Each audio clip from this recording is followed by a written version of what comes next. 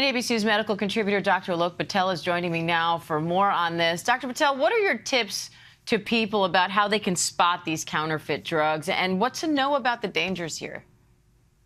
I think the big headline for people to remember is when it comes to buying any medication, you're trying to find it, especially if it's in short supply. If it seems too good to be true, it is. You never want to buy a medication off of social media, especially one that you're injecting into yourself, like these weight loss drugs. Now, the FDA has shared pictures in the past about how to look at the counterfeit needles, the actual needles that you're going to put on these medications versus the ones that are real. And we're seeing images today from the drug makers about what to look for on the actual vial. Those are extremely important in terms of spotting, is this real or is this potentially counterfeit? You also want to make sure that you're getting any medications from a board-certified healthcare professional, that you're only getting these from state licensed pharmacies, or if you're going to use an outside facility, or if your doctor is going to, that's registered with the FDA. Extremely important that we follow these because there's a lot of potential dangers.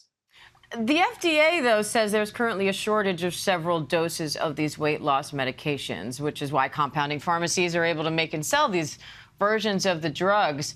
So is there a difference between an off-brand version and the counterfeits that you're describing? And what can people do in the meantime if the brand version isn't available? That is a loaded question. So right now, because these drug makers have not shared their secret recipe, there is no way for the FDA to really say that the medications from compounded pharmacies are going to be equal. With that being said, compounding pharmacies may be using raw materials from unregulated facilities somewhere else. So in other words, it could be semaglutide in a different form. It could be diluted. It could be a salt formulation. And as the FDA and these companies have said, these compounded drugs could be less effective. They could create more adverse effects. Diane, we saw one report out of Europe where someone was given insulin instead of a weight loss drug, which can be life-threatening. So this is extremely dangerous. And I say this again, because if you go online and you see ads, which I have seen, that say get the skinny shot, or you can get the shot from a med spa or someone on social media, absolutely raise an eyebrow and do not buy those. If people are having a shortage right now and they actually do need these drugs for an FDA-indicated reason, such as you have diabetes or you have obesity, not just for cosmetic weight loss,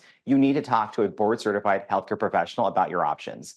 Great advice. ABC News medical contributor Dr. Alok Patel. Always great to have you, doctor. Thank you.